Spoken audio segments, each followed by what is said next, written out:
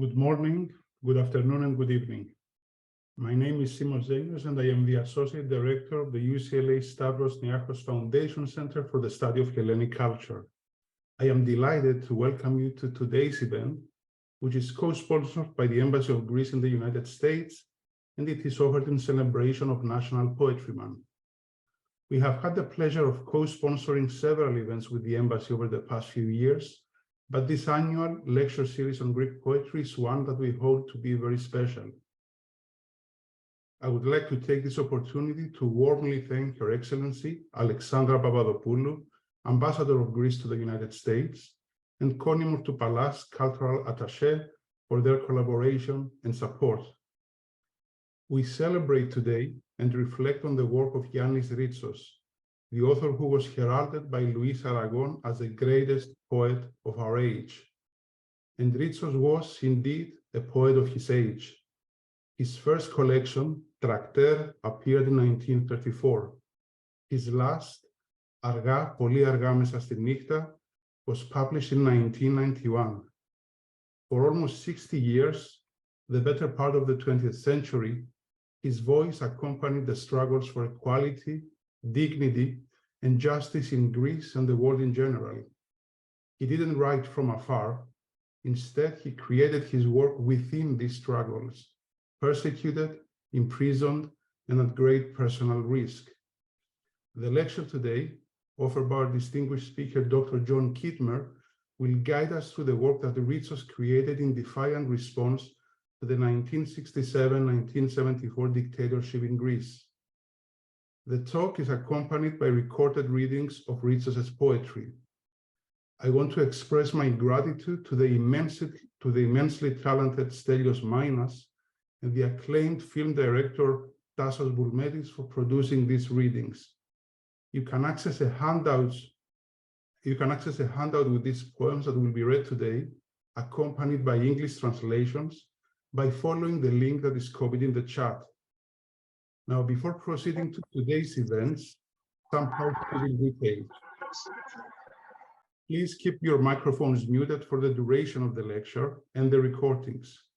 You may ask questions at the Q&A session, which will follow the lecture. You can do so either by clicking the raise the hand icon, which is under reactions at the bottom right of your screen. A reminder to please keep your microphones muted. So you can ask questions either by using the raise hand icon or by typing your question in the chat section.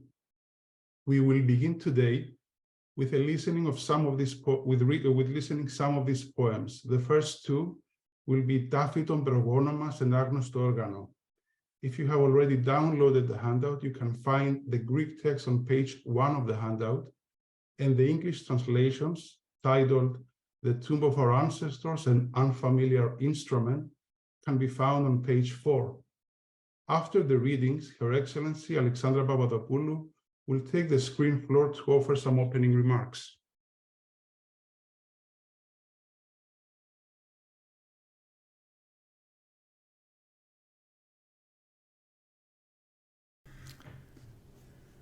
Η τάφη των προγόνων μας. Έπρεπε να φυλάμε τους νεκρούς μας και τη δύναμή τους. Μήπως καμιά ώρα οι αντίπαλοι μας τους ξεθάψουν και τους πάρουν μαζί τους. Και τότε, χωρίς τη δική τους προστασία, διπλά θα κινδυνεύαμε. Πώς πια θα ζούσαμε χωρίς τα σπίτια, τα επιπλά μας, τα χωράφια μας, χωρίς προπάντων τους τάφους των προγόνων μας, πολεμιστών ή σοφών. Ας θυμηθούμε πως οι Σπαρτιάτες κλέψανε τα οστά του Ορέστη από την Τεγέα. Θα έπρεπε ποτέ οι εχθροί μας να μην ξέρουν που τους έχουμε θαμμένους. Όμως πώς θα μπορούσαμε ποτέ να ξέρουμε ποιοι είναι οι εχθροί μας ή πότε και από πού θα εμφανιστούν? Όχι, λοιπόν. Μεγαλόπρεπα μνήματα, όχι φανταχτερά στολίδια. Αυτά κινούν την προσοχή και το φθόνο. Οι νεκροί μας δεν τα έχουν διόλου ανάγκη. Ολιγαρκείς, σεμνοί και αμίλητοι τώρα αδιαφορούν για το υδρομέλι, τα αναθήματα, τις μάτες δόξες. Κάλιο, μια σκέτη πέτρα και μια γλάστρα γεράνια. μυστικό σημάδι ή και καθόλου. Σαν πιο σίγουρο να τους κρατάμε εντός μας αν μπορούμε, ή ακόμα πιο καλά μήτε κι εμείς να μην γνωρίζουμε που κίνται. Έτσι που γίνανε τα πράγματα στα χρόνια μας, ποιος ξέρει. Μπορεί και οι ίδιοι εμείς να τους ξεθάβαμε, να τους πετούσαμε μια μέρα. Thank you so much. I'm really very happy to be joining you again today to celebrate National Poetry Month and to be doing so by joining forces with the UCLA Stavros Niarchos Foundation Center for Hellenic Culture. And as I always, I thank Dr. Sharon Kerstel and Dr. Simos Zenius for this continuous and fruitful cooperation. National Poetry Month, celebrated across the United States every year in April, was launched in 1996 by the Academy of American Poets. It's a month that celebrates poetry and its integral role in culture through the ages. And of course, it is quite appropriate to honor a Greek poet on this occasion, since historically, since ancient times, poetry has been the voice of Greek life and of the Greek people, with an oral tradition of poetry that goes back thousands of years. Having already honored such greats as Joseph Ferris and Odysseus Elitis, this year we now honor another renowned poet, Yannis Ritsos, a man who has permeated the Greek consciousness not only through his poetry, but also because of a life lived and passionately committed to deep convictions. We're fortunate today to have with us one of the leading experts on the life and work of this great poet, Ambassador John Kittmer, whom I had the pleasure and honor to have met many years ago in Greece. A fellow diplomat and colleague, passionate Hellenist, committed Philhellene, and a great admirer of Greece and the Greek people, Dr. Kittmer left the diplomatic service to follow his passion and complete his PhD on Yannis Ritsos. That is quite a commitment. Dr. Kittmer was Britain's ambassador to Greece during the recent economic crisis, a quite dramatic time for Greece. He was a strong supporter of Greece throughout this difficult time, never losing faith in the resilience of the Greek people. Dr. Kittmer's work highlights the powerful cultural and educational bonds between the British and the Greeks. Thank you, Ambassador Kittmer, for all you have done. Thank you also to the acclaimed Greek actor, Stelios Minas, who will bring us closer to Ritsos' work through a moving recital of his poetry. We already heard two of these pieces. While I do not profess to be an expert, I would like to share a few thoughts on Ritsos' life and work. Internationally acclaimed, he was one of Greece's most prolific and popular poets, authoring more than 100 books translated into over 20 languages. His poetry ranges from the political to the deeply personal and lyrical, often betraying his erudite nature by his many references to ancient Greece. Poet laureate of the Greek left, as Ambassador Kittmer has described him, Ritsos is a poet whose work is not limited to or absolutely defined by his political leanings. His work is grounded in the human condition and the dignity of the human being. Idealistic and pragmatic at once, one may even say paradoxical. His poems are at once very particular and universal. Peter Levy, British poet and archaeologist, calls him an old-fashioned kind of great poet, whose life has been enormous, heroic, and eventful. His life was indeed heroic. He spent years either in detention or in exile, including during the 1967-74 military dictatorship, unwilling to compromise on his beliefs. One could say that his life is an example of living a life faithful to one's convictions. And despite his sufferings, Ritsos did remain faithful to his beliefs, committed to something much larger than himself. Whether or not you share his political views, you cannot but admire the depths of his conviction.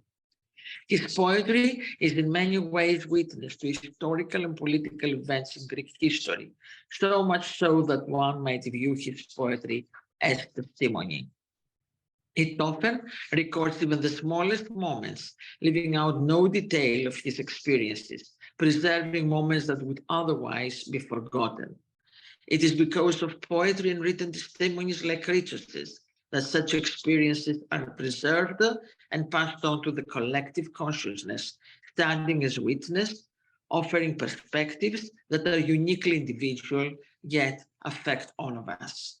It is the work of those who have recorded their experience, whether in poetry or memoirs, songs, political treatises, or even public discussions and conversations that preserve what has transpired, preserving ideas and sentiments of those who have lived the events. These are, you might say, the primary sources that not only preserve historical knowledge, but also shape ideas and sentiments. It is because of that transferred knowledge and self-expression that, to paraphrase the great American poet Walt Whitman, we're able to live in a multifaceted and diverse society, a world that contains multitudes of thought and a variety of world visions. Thank you all who have joined us today, and I look forward to the words of Ambassador Kittmer on a timely subject, as yesterday, April the 21st, was the anniversary of the painful, I would say the tragic chapter of the 1967-97 war military dictatorship in Greece. Thank you. Thank you, Your Excellency, for these thoughtful and extremely wide-ranging remarks which have set the stage for today's discussion. Before introducing our speaker, we will listen to two more poems, Anavaftisi and Siliturgo. You can find them on page 2 of the handout, the Greek text, and the English translations titled Baptism and Theology are on page 5.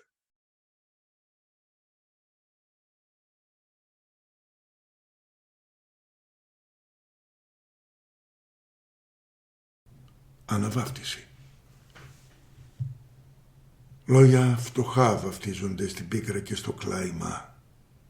Βγάζουν φτερά και πέτονται, πουλιά και κελαϊδάνε. Και κι ως ο λόγος ο κρυφός, της λευτεριάς ο λόγος, αντί φτερά βγάζει σπαθιά και σκίζει τους αγέρες.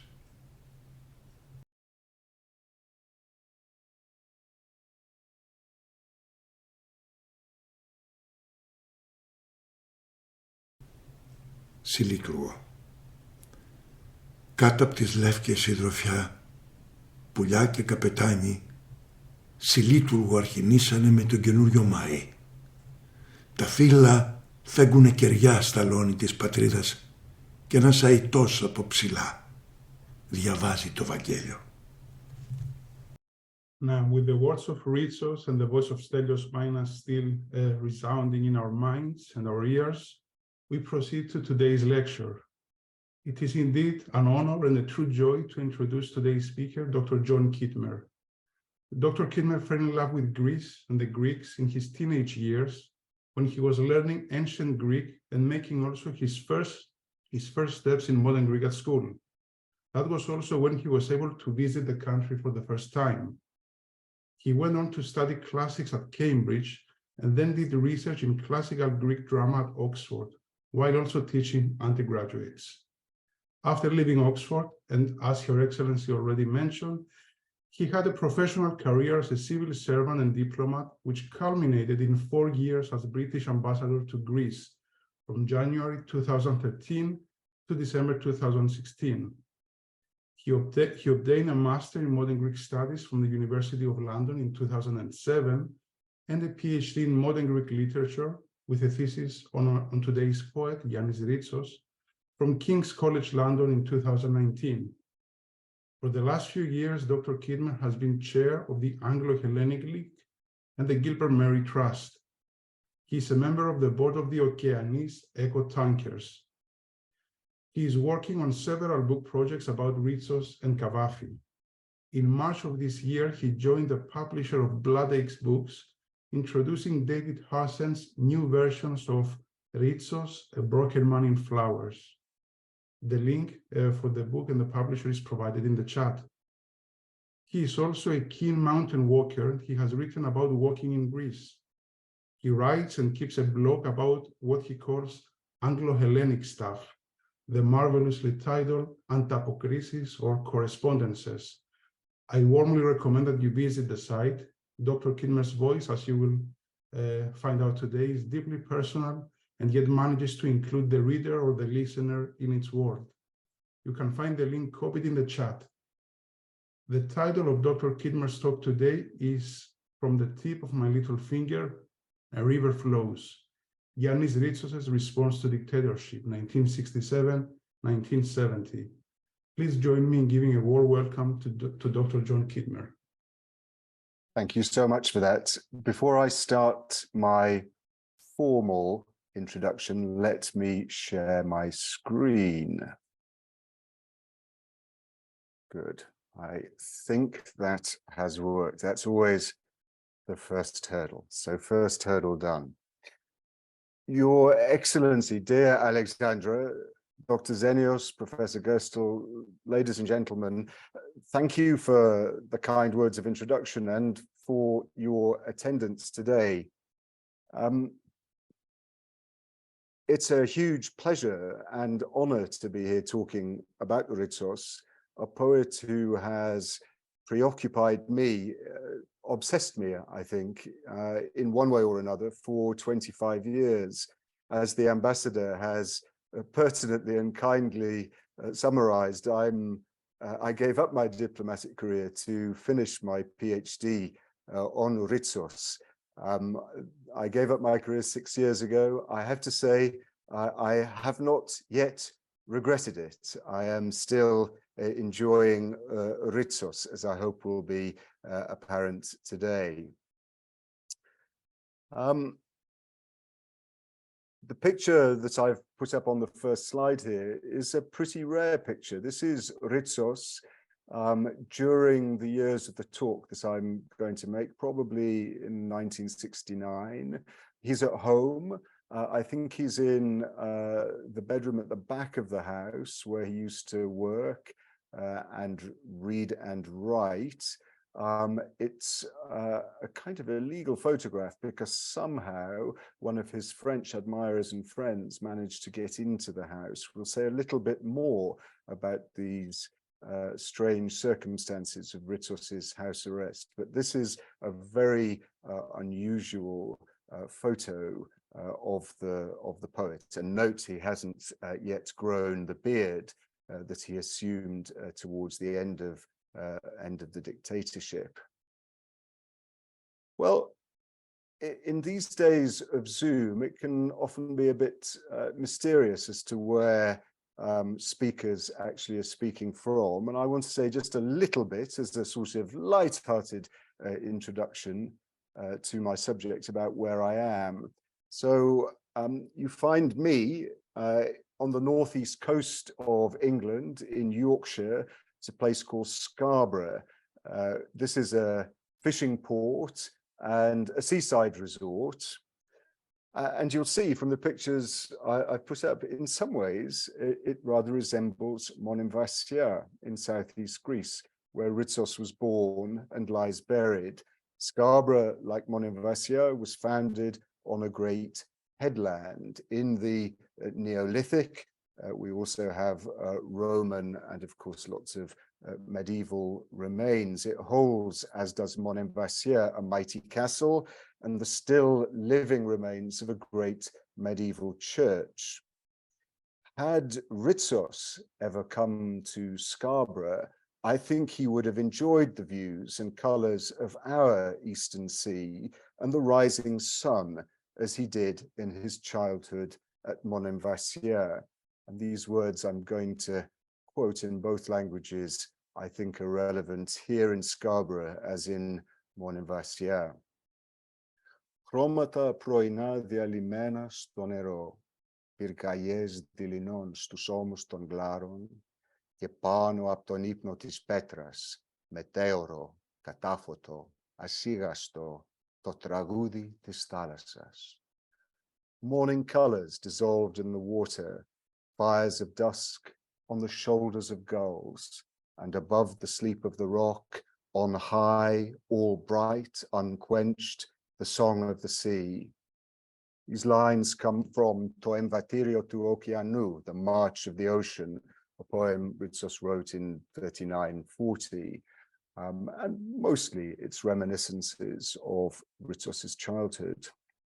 Well, I'm going to talk today about this great poet under pressure, how he worked, what he produced when oppressed by political exile, isolation, and ill health. I want to leave you with a sense of what a great poet can achieve in the most straitened of circumstances through feeling, imagination, controlled anger, channeled alienation, empathy, vision, and also despair. Of the four truly great Greek poets of the 20th century, you know the others, Ritsos is, I think, the least known and often the most misunderstood, both in his home milieu in Greece, but particularly in the English-speaking world. There is no biography of Ritsos in English. Neither do we have a substantial book-length study of his work, whether introductory or more advanced. Kavafi and Seferis for sure, but perhaps Elitis too are better served in this regard. Happily, translators into English have been more active than Anglophone biographers and scholars. Alongside the pioneering efforts of Ray Dalvin, Paul Merchant, and Nikos Stangos in the 1960s and 1970s, one can add two great volumes by the much missed and lamented Edmund Keeley, Mike Keeley, and a solid compendium of several translators' work compiled and edited by Kimon Fryer and Kostas Mirsiadis, all three of these volumes coming from the 1980s. But there's been recent activity too. From 2012, we have David Harsent's fine versions called In Secret, published by Enithamon. And in the following year, Karen Emmerich and Mike Keeley produced a very elegant volume called Diaries of Exile, which I'll mention again shortly. Manolis Aligizakis, meanwhile, has been regularly increasing every 2 or 3 years or so, a heavyweight corpus of his own translations of Ritsos, now amounting to 3 volumes. There are other translations too. But at this point, I specifically want to mention and recommend the most recent edition, and Dr. Zenius has already given you a link to it. Last month with Blood Axe Press from the UK, the award-winning English poet, David Harsent, published a volume containing representative examples of Ritsos' short poems from the period we'll be looking at today. This volume, A Broken Man in Flower, has an introduction by me, so I'm both declaring my interest in the volume and drawing your attention to it. There are, of course, many ways of looking at and reading poetry, both practically and theoretically. I'm going to suggest today that one profitable way of reading Ritsos' work is to read it alongside and through his life. We all know how turbulent the history of Greece was in the 20th century. Many writers and artists were caught up in that turbulence. But Ritsos, I think, is the prime example of someone who really lived the torments and trials and the never quite realized promises of the Greek 20th century. I'm not just referring here to the raw material of Greek domestic politics, though such politics are a real part of the story. The strains within society, war and the response to war, camaraderie, fellowship, the loss of friends, the decaying family, the sense of the home under threat, the tissue of everyday life and humdrum reality, cityscapes, seascapes, the internment camp, prison, the self under appalling coercion. All of this is material for Ritsos' constantly observant and roaming poetic eye. Ritsos, as the ambassador has already reminded us, was born into a prosperous, conservative, religiously believing, Orthodox family from, as we've seen, Monemvasia in southeast Greece in 1909. His father was a substantial landowner there. His mother, the daughter of well-to-do merchants in Yithio. He had an idyllic childhood, but his teenage years were really difficult. His mother and older brother died of TB, and his father suffered bouts of severe mental illness as a result of his grief. His remaining family, now severely impoverished, because the land was sold to meet medical bills, Ritsos himself contracted TB at the age of 18 in Athens, and it would plague him all his life. The Athens and Cretan TB sanatoriums for the poor, which was where Ritsos recovered, were recruiting grounds for the Communist Party, and Ritsos was, as we would say now, radicalized there. He joined the Communist Party at broadly the same time he published his first books. Dr. Zenios has mentioned Tractae. He would remain a communist to the end of his life in 1990, 1 year after the fall of the Berlin Wall. Ritsos, as is very well known, was persecuted for his political views. His books were publicly burned in 1936 under the Metaxas dictatorship. In 1948, he fell foul of the anti-communist law that had been passed in the third round of the Civil War and was incarcerated for 4 years on the notorious island internment camps on Limnos, Makronisos, and Aistrati. Let me see if I can move this on. There we go. The volume and DVD, Αυτοβιογραφία by Yorgos and Eros Kouraki, have wonderful photographic and correspondence records from this time. I've given you a small shot of some of them on the left. Also from this time, the Diaries of Exile, translated here in the volume by Emmerich and Keeley, offer a direct entry into the mind of the poet in internal exile. The mid and late 1950s were much better for Ritsos. He was given his passport and allowed to travel to Moscow and to other countries within the Warsaw Pact and the wider socialist world. He gained recognition in Greece. In 1957, he was awarded the Premier Greek State Prize for Moonlight Sonata, I Sonata του Stellinophotos, published the previous year. He got involved in several international translation projects, sometimes working as a translator on his own, sometimes with specialist committees assembled by Warsaw Pact communist parties. He formed contacts with other like-minded poets such as Neruda and Aragon. In 1963, he made a leading, really important contribution to the Kavafi centenary in the form of his Dodekapoimethi για τον Kavafi, 12 poems about Kavafi.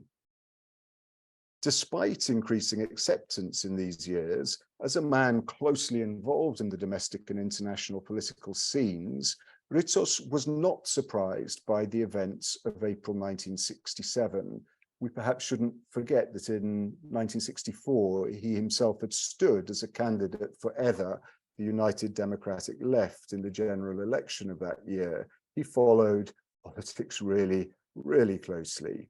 When the army colonels sent the tanks onto the streets in the coup d'etat of the 21st of April, 1967, Ritsos was one of the first to be rounded up.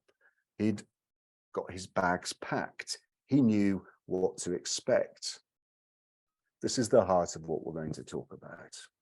So, after being held in Athens for 10 days, he spent some 18 months in detention without trial on island internment camps, just as he had in the 1940s and 50s. First on Yaros in the northern Cyclades in May and June 1967, and then at Parthenion Leros in the easterly Dodecanese from June 1967 to October 1968. On this slide, there's an image to the right with a WWF Greece credit of the holding barracks on Yaros. The evidence, perhaps surprisingly, suggests that despite the inconveniences and indignities of incarceration, Ritsos settled down easily enough. You have to remember, he was used to this sort of environment. He was able to write using small notebooks, scraps of paper, and as we'll see in a moment or two, he managed to write intensively during this period. He found companionship among the like-minded, and he even took to artistic improvisation. On Yaros, from Vaso Katraki, he learned how to paint on stones, bones, and the dried roots of reed plants, the calamus plant. On the slide to the left, I've given you the frontispiece of Platon Maximus's very fine book, published by the Banaki, about Ritsos's Ikastika, his painted work. And I've shown you an example or two below. Other examples appear in the Skourakis album, Autobiographia, which I mentioned and showed in the previous slide. I am myself a very proud owner of a painted stone by Ritsos, given me by his daughter Eri. It's one of the most moving things I own. I don't, however, want to lull you into a sense of normality about all of this. The months on Yaros and Leros were abhorrent, a terrible infringement of international norms of justice, of the right of artists to free expression. But in addition to suffering suspension of his civil liberties, Ritsos was also an ill man. He was always at risk of catching again the TB that had plagued him on and off since his teenage years. But now he was suffering what turned out to be the early symptoms of bladder cancer. There was an international outcry on his behalf, led by Louis Aragon. Let's pause the life history at this point and start considering what Ritsos was actually writing in these first months of internment. I think we have to start by acknowledging, and I'm going to use a term that the ambassador has already used, Ritsos's resilience. Most people, tested by this appalling combination of imprisonment, vilification, ill health, and poor treatment, would surely have found their powers of concentration and creativity severely impeded. But from May 1967 until the final lifting of house arrest at the end of October 1970, Ritsos worked almost continuously. And I stress the almost because we're going to look at two periods when he was unable to work in the final section of my talk. Prior to the coup, Ritsos had been working in Athens on three long poems, examples of the mythological monologues, which are perhaps his most well-known poetic legacy, at least in the Anglophone world, where modern Greek poetry tends to be encountered through the reception of classical poetry, ancient Greek poetry. Ritsos seems to have left behind these three poems, Agamemnon, Persephone, and Ismene, in Athens, and he didn't finish them off until October 1970, just as the house arrest was being lifted. But he'd also been working on a third series of the short, often mythological poems called Testimonies Martyries, two series of which he'd already published before the rise of the dictatorship. And he left the third series complete, but of course unpublished, in Athens in April 1967. So what did Ritsos decide to do? Well, at first, he kind of decided that he would start again, but basically continue along the same sort of lines that he'd been writing on before his activities were rudely interrupted. So on Yaros in May 1967, he started a long mythological monologue, Chrysothemis, which he continued on Leros and finally completed under house arrest in Samos in July 1970. At the same time, he began a long quasi-theatrical piece, Female Messengers, Mandato Fores, which he would finish off on Samos at the end of '69.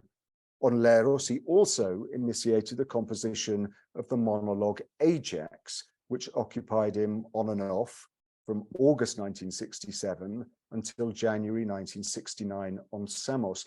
I'm stressing these dates and the length of the compositional period because Ritsos is often accused by his detractors of working in a hurry and never revising his work.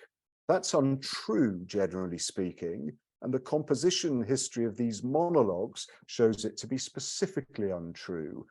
Ritsos found it tough to write these long poems in these unsettling conditions, and he struggled with them on and off during these years, revising them whenever he felt he could. And he often felt frustrated about them, particularly Ajax, which he writes about as a bit of a torture. It's a fine monologue, but its gestation was hard. Anyway, the greater part of Ritsos's time on the island internment camps was given over to short poems. These must have been easier to write. From November 67 until January 68, he worked on the collection called The Wall in the Mirror. From March to October 1968, he wrote the second part of the largely mythological collection called Repetitions. And from May to October 1968, he wrote the collection Stones. There's been some really revealing scholarly interest in Ritsos's working patterns while he was on Leros. In two excellent articles, some 20 years apart, Georgis Yatromanolakis showed that Ritsos composed the mythological poems of Repetitions, Epanalypsis, systematically, using his Greek copy of Jean Richepin's Nouvelle Mythologie Illustrée as a prose source for the poems, and he tended to knock off one new mythological poem every day, a sort of industrial approach, or perhaps a Stakhanovite approach. These short mythic poems are all very interesting. They're repetitions, epanalypsis, in the sense that Greek mythology or history is often being replayed or recast with a pointed or ironic gesture, often almost entirely suppressed towards the times in which Ritsos was writing. At the start of our event, Stelios Mainas read you, I think really beautifully, Itaphiton Progonon Mas, the tombs of our ancestors, from Repetitions. This poem skillfully shows the stealthy perversion and mutation of an ideal, the preservation of our ancestors' remains under pressure from what appear initially laudable defensive motives, but with the passage of time become a sort of paranoid, self-destructive and self-negating chauvinism, such that at the end we appear ourselves to be willing to throw our ancestors' bones away if the circumstances are right. Such themes are expanded in the non-mythological poems of Stones and The Wall in the Mirror, also written on Leros. For the large part, these poems lack specificity of time and place. They appear to unfold in the eternally harsh conditions of the Greek landscape, dominated by mountains and stones, black shadows and thistles, or in prison conditions associated with island camps. The subject of these poems is usually unspecified, but is alienated. The subject may be abandoned and disinvited, pointlessly marking time, the victim of an unjust and yet inexplicable power. Mirrors are often very important to Ritsos's poetry, really across his career. And the use of mirrors in these collections is very interesting. In these collections, mirrors often become a rather frightening thing because they now project an unpalatably clear but surreal truth. So in one poem, a woman is peering into the mirror rather innocently, and she sees that her mirror image wears a dead dog's chain around her neck, which she doesn't have on, but she sees it in the mirror.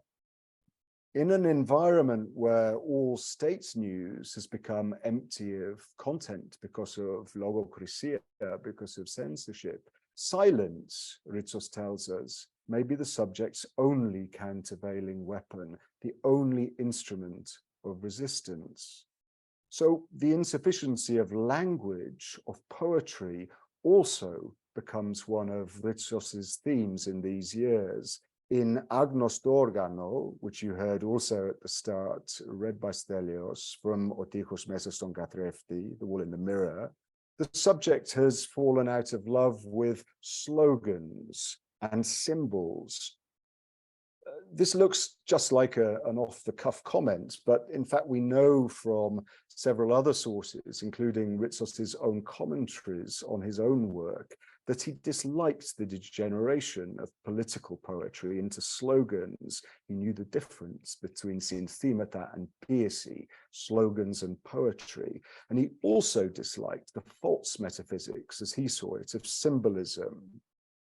The subject's only possible response in the light of all of this is to shut his mouth, though silence too, as that poem reminds us, may well degenerate into slogan. Picking one's words and one's silences appropriately in a dictatorship is not just a matter of politics and of political choice, it's an ethically freighted requirement.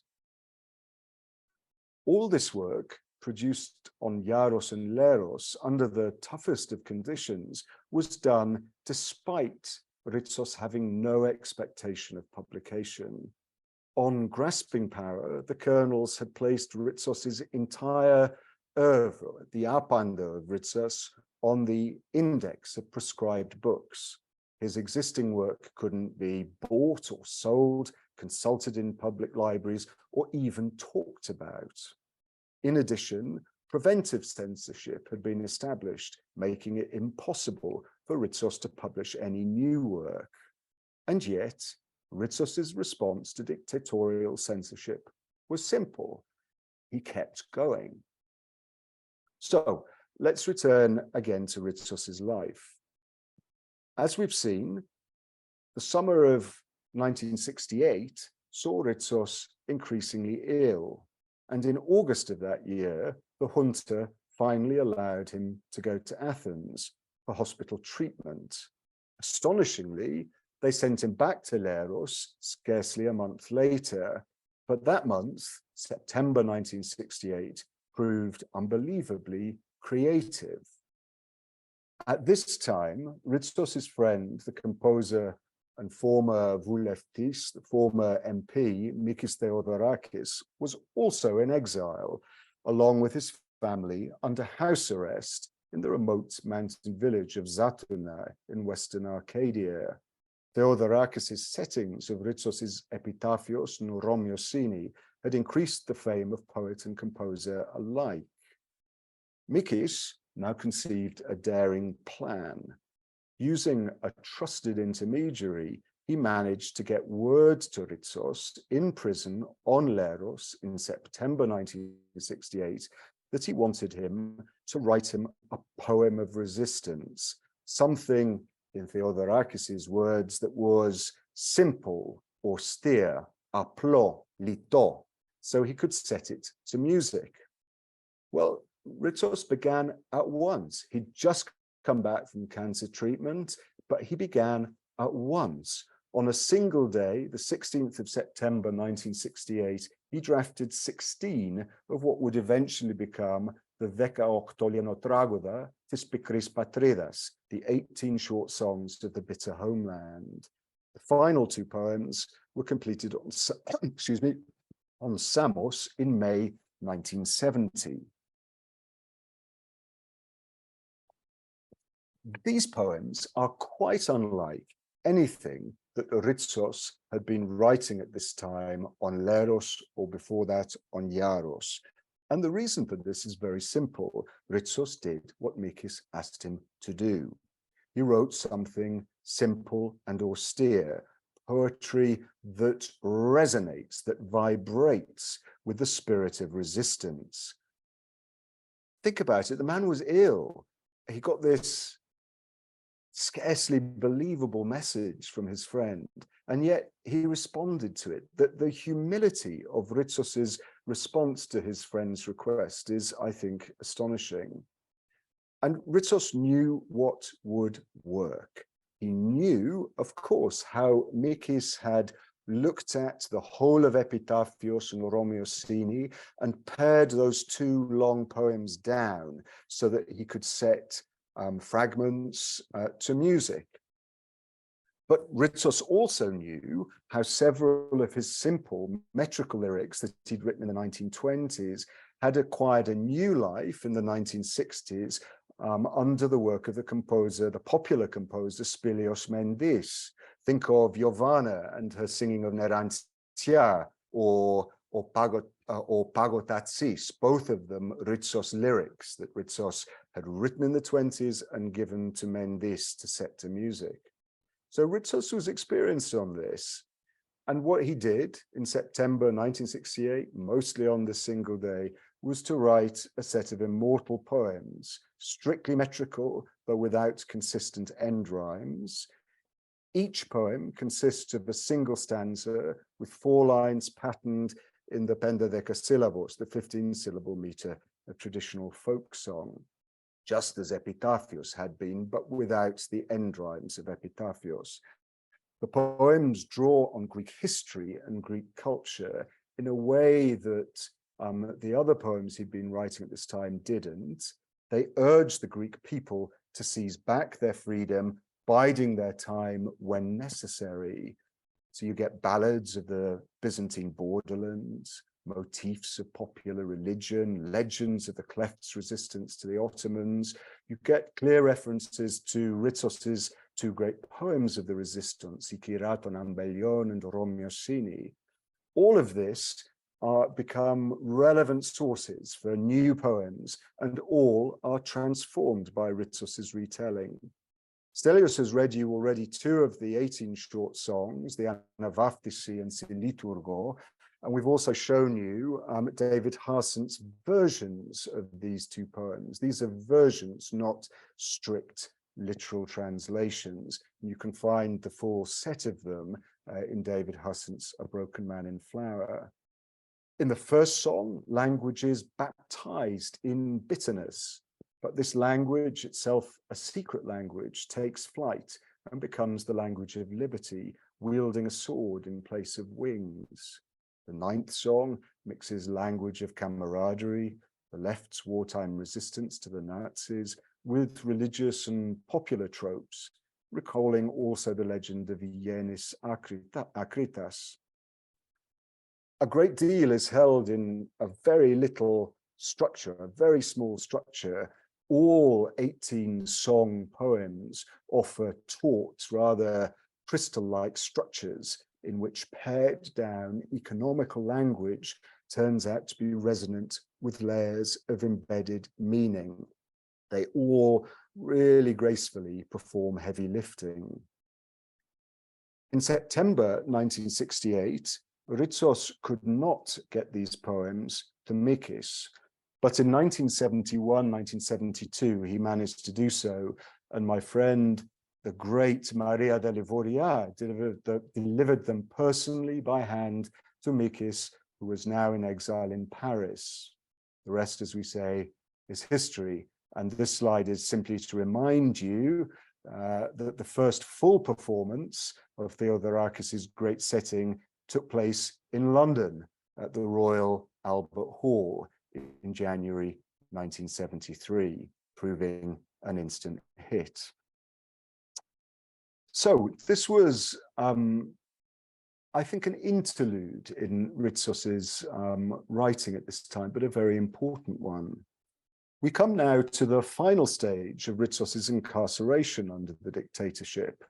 At the end of October 1968, even the colonels couldn't ignore the fact that Ritsos was still extremely ill. So they released him from Leros and sent him to the island of Samos in the northeastern Aegean, placing him under house arrest at the family home in Karlovasi on the northwest coast. There were no oncological facilities on Samos at all, but Ritsos' wife, Felica, was the Karlovasi GP. Probably thought that that might help. This move to house arrest had an immediately devastating impact, a devastatingly negative impact on Ritsos' morale, and affected both his short-term poetic output and, in the longer term, his poetic register. His transfer to Samos under house arrest ushered in an unusually barren period in which Ritsos' confidence, battered by fears of death and a sense of suffocation, deserted him. In November 1968, he wrote just one short poem destined ultimately for the collection Kiklidoma, Railings, but he didn't return to composition until January 1969. He wrote nothing in December. By the middle of the following month, mid-February of 1969, he'd reached another impasse, writer's block yet again. Well, Ritsos was famous, infamous if you didn't like his work, for his poetic fluency, his unceasing flow of words. He was a professional poet, like I guess no one before or after him. He wrote all the time. So why did he now clam up? First and foremost, we should understand that house arrest wasn't a pleasant experience and wasn't intended to be a pleasant experience.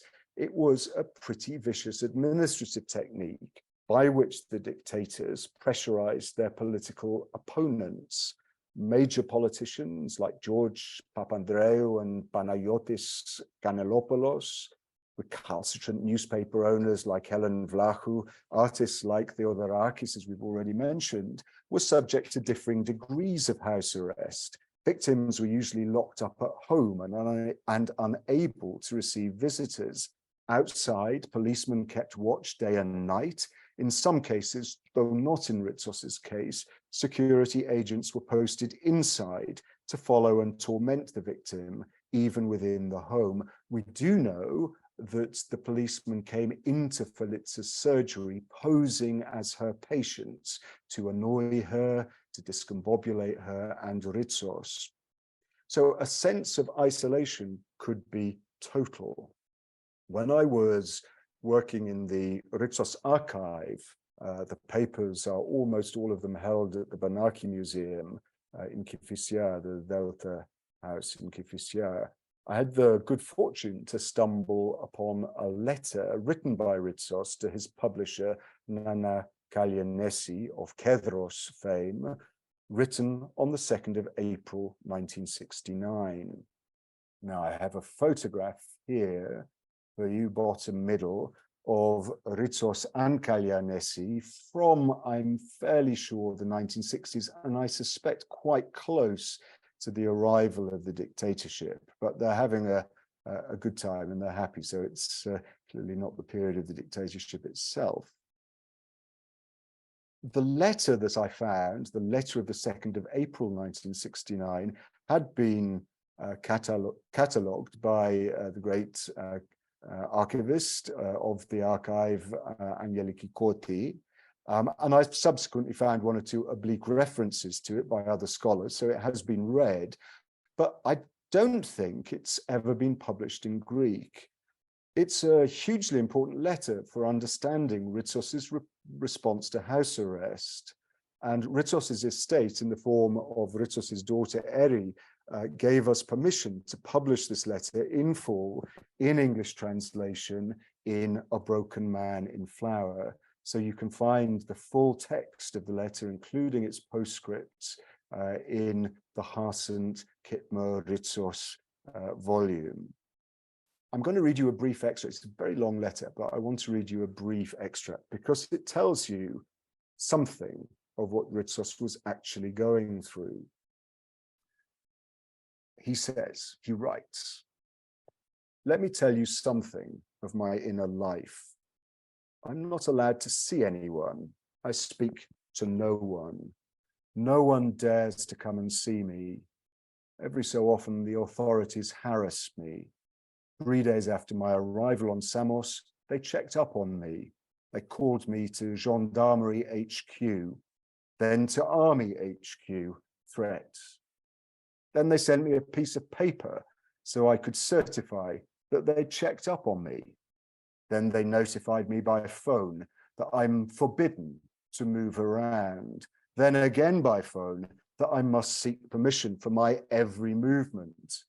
The next day, they come to my house to serve notice that if I'm going to travel, I must notify HQ. 2 days later, 3 or 4 of them come back to serve another notice, saying that if I'm to travel, I must ask for a special permit. Shortly after, a note comes from Athens. I must present myself there to the aliens department on account of my case. Then a second note from Athens to present myself for interrogation, otherwise prosecution. At that time, I had blood in my urine again and told them I couldn't travel. 2 medically certified letters needed, etc., etc. Then the commander from Vathi comes and summons me for interrogation. What contacts do I have with Theodorakis? And am I, through third parties, sending him my poems to set to music? Imagine, contacts. Well, as you can see, word had got out of Ritsos's apparently secret collaboration with Mikis, even though he'd been unable so far to deliver any poetry to him. Well, this letter to Kallianesi explains not only the particular form that Ritsos's own house arrest took, but also the psychological toll it exacted on him. Ritsos was held in what is still today the Ritsos family home on Samos. The street is now named after him, and rather than infringe the family's privacy by showing you their home, I've shown you the street sign. It's a small property, 5 minutes walk from the sea. Falitza, Ritsos's wife, used to hold her surgery there. Ritsos himself had a small bedroom at the back of the house where he kept some of his books and was able to write. The room looks out onto the garden and the distant mountains. Eri, Ritsos's teenage daughter, was also there, of course, as was Ritsos's ailing father-in-law. Ritsos was allowed to leave the house to walk locally, but he was followed wherever he went. Locals were not allowed to speak to him or acknowledge him in any way. The junta intercepted and censored his letters, at times completely blocking receipt of correspondence. Very occasionally, the telephone rang and he was able to speak to friends until the authorities realized what was going on and cut the line. The relative comfort of being at home was more than nullified by the constant isolation and surveillance. The absence of social, creative, and comradely contacts weighed heavily. The letter to Kallianesi makes clear that Ritsos preferred conditions on Yaros and Leros. And he said this to Kallianesi in the letter. Despite the deprivation and torments and the pressures of being unbearably pushed around, you could, on the island camps, find a few people to exchange a thought with, to say a few words to talk to about a book, about poetry, about painting, music, humanity. There were hundreds of fellow sufferers, a shared fate. Well, now here he was in his small, isolated house with a harassed wife, a frightened daughter, and a dying father-in-law. He could speak to no one else. At certain points, particularly in the first dark autumn of 1968, when he'd newly arrived, he was convinced he had little time to live. Shortly after arriving, he destroyed hundreds of pages of unpublished manuscripts, selecting works that he believed to be of lower quality. Eri told me at the house of the tears she shed as she and her mother, under her father's instructions, lit the bonfire and saw it go up in flames. In the letter of the 2nd of April, 1969, and I will keep stressing these dates, Ritsos mentions one thing as his only joy at this time. And the one thing that cheers him up is this, quoting Ritsos, "the brave and honorable statement by Seferis." Ritsos had managed to hear or otherwise get word of Seferis's famous BBC broadcast of protest against the junta on the 28th of March, 1969, just 5 days before the letter was written. Seferis, Ritsos wrote to Kalyanesi, has showed once again what a poet and what a man he is. These two things aren't ever separable. This is the consolation that the true poets can give people. Our country can again be proud. It may be deficient in everything, but it's not deficient in its poets. Well, as things transpired, while Ritsos was fiddling with this letter and adding postscripts to it, he and Kalyanesi managed to make contact by phone. This was totally unexpected, and it transformed Ritsos's experience of his situation. It boosted his confidence. It gave him once again the will not just to live, but to write. It unblocked his stifled creativity. He was now productive again. These two periods, following in short succession of absolute despair in December 1968, and again since mid-February of 1969, proved short-lived. In May and June 1969, he finally completed Railings, and he wrote from scratch the third series of repetitions. After the hot summer months were over, he engaged in a continuous process of composition of both short and long poems. The series of short poems included Gestures, Corridor and Stairs, Hints, and Of Paper in its first series. But he could now concentrate also on longer poems. He found his kefi. He could do the long poems again. He wrote a fine mythological monologue, Helen, from May to August 1970. He completed the long gestating Chrysothemis in July 1970.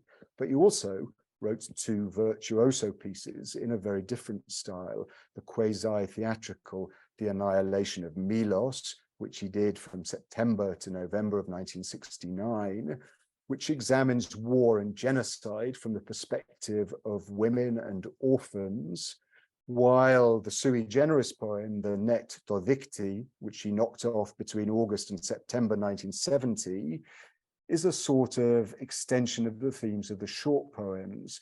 It depicts, through the thinnest of disguises, the colonel's regime as a form of sexual perversion, a rape of Greek men and Greek women and Greek ideals. It's quite the most marvelously angry of Ritsos's period, of Ritsos's pieces at this time. I don't think it exists in a published English translation, and it really should. While sharing some of the themes of Ritsos's short poems from Leros, the shorter poetry of House Arrest represents a further shift in Ritsos's approach. So he picks up some of the themes of the short poems on Leros in what he writes now on Samos, but in a more extreme register. Now the subject is caught up in a surreal, bewildering, and often terrifying landscape. The subject is menaced by mysterious events, by people unknown, demanding things that are unclear or just absurd. When I've finished speaking in a few minutes' time, we'll play you Stelios's reading of Klisis, the summons, from Railings. In that poem, a man receives a mysterious summons, which is demanding and peremptory, but utterly mysterious and devoid of detail. The man doesn't know what to do with it. As he hesitates, events take an unexpected course. We're also giving you, excuse me, Yermanakos's English translation, but really do take time to find David Harsent's brilliant version of it in A Broken Man in Flower.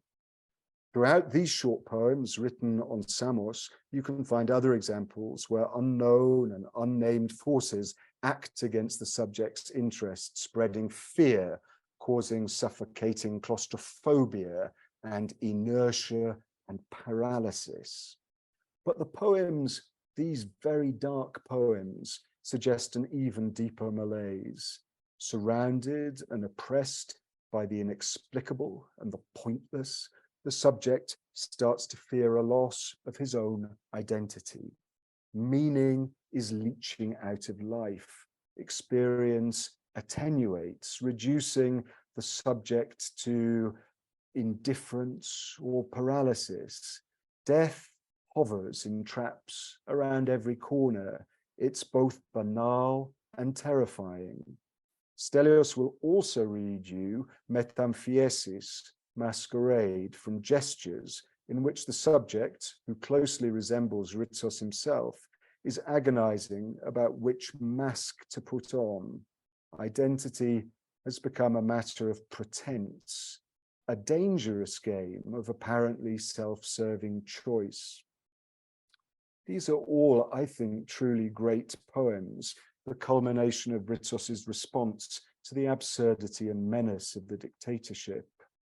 But Ritsos, through them, also wonders aloud about the value and sufficiency of poetry itself. What can poetry do? Is it a force for good? Well, before we look at his answer to those questions, let's just look at one final twist in Ritsos's own treatment by the junta. In October 1969, 6 months after the letter to Caglianesi, the junta lifted preventive censorship, and in summer 1970, the index of prescribed books was abolished. Writers, sensing a limited rebirth of liberty, started to test what they might be able to publish.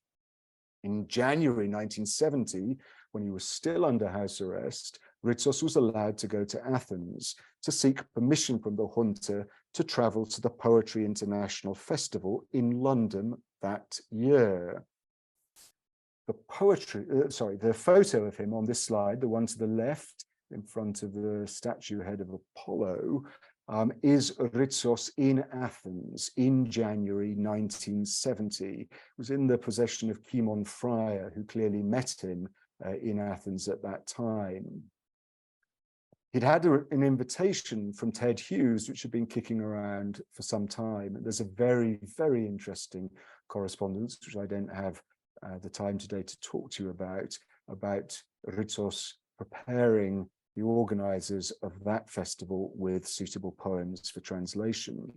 Anyway, in Athens, Ritsos was interviewed by Stylianos Patakos himself, the brutal minister of the Interior. Patakos told Ritsos he could have his passport and go to London if he avoided criticizing the junta. Well, Ritsos said no, and permission was denied. In early April 1970, Ritsos was rearrested and sent back to house arrest on Samos. This was the colonel's last naked assertion of raw power over Ritsos's civil liberty, freedom of expression, and his international reputation.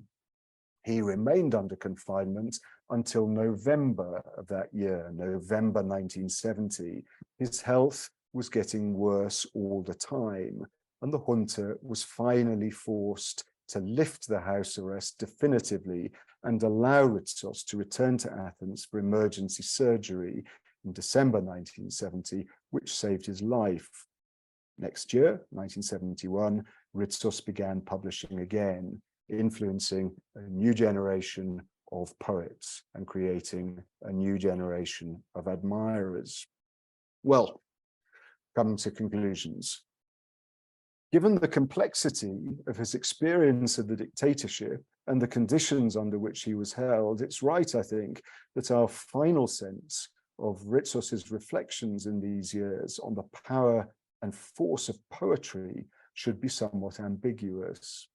In the net, for Victi, amid images of general breakdown and collapse, rubbish is seen to be piled up against the city doors. Among the broken cups, the orange peel, eggshells, jam jars, bones, moldy bread, and torn letters are poemata, poems. Poems are just part of the piled up urban detritus. In bankruptcy, ptochefsi from railings, poetry too is a victim of generalized financial collapse.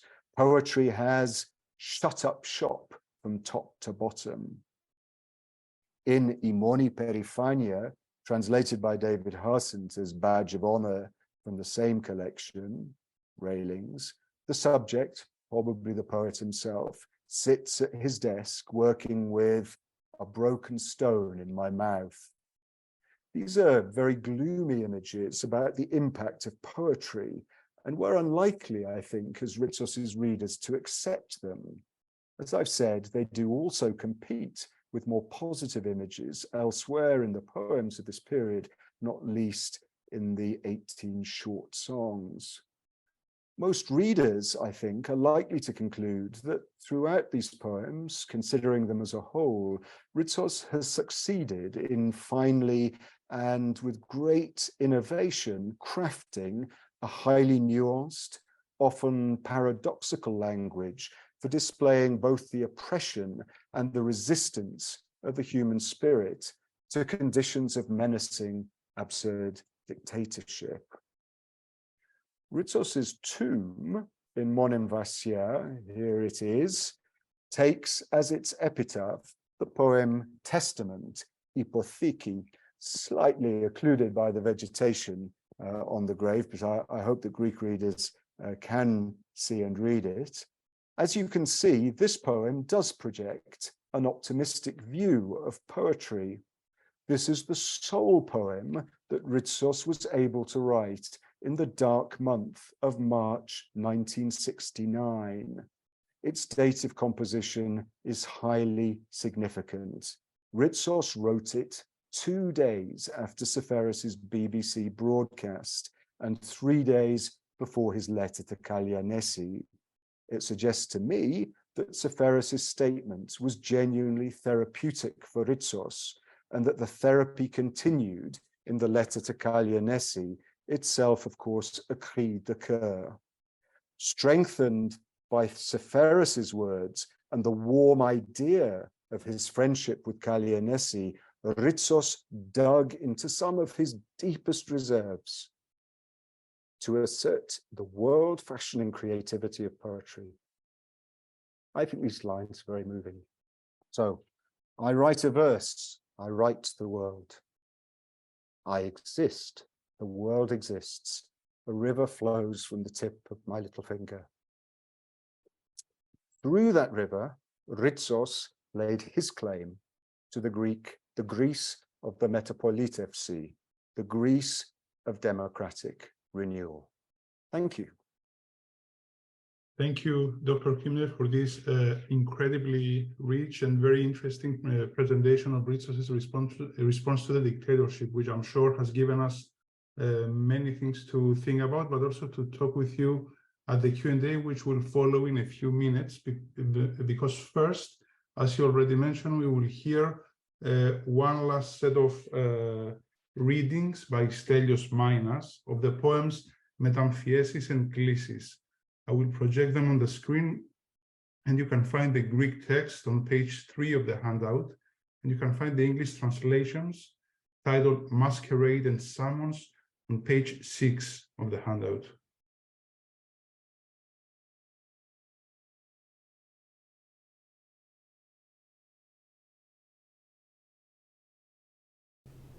Μεταμφιέσεις. Ανάμεσα σε τόσες προσωπίδες έχασε το πρόσωπό του. Ψάχνει. Η κόκκινη, η γαλάζια, η μαύρη, η κίτρινη.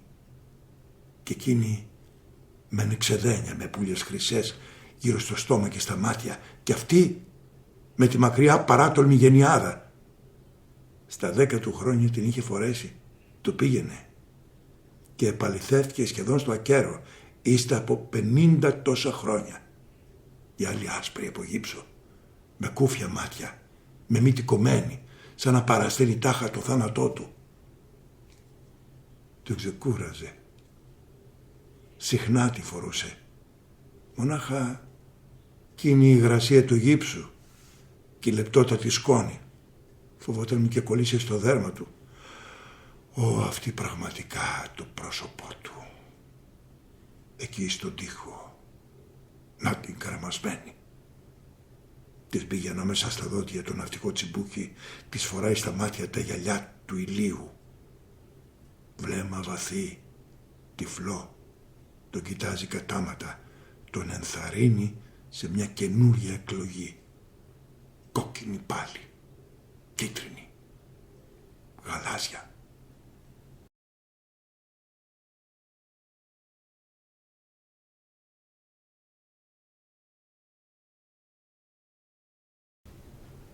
Κλήσεις. Έπρεπε, λέει, να παρουσιαστεί το συντομότερο, το γραφείο κλήση.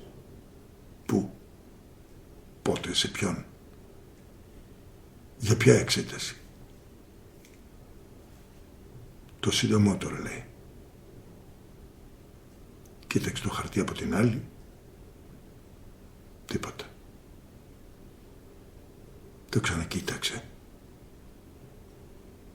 Το κρύψε κάτω από το στρώμα του.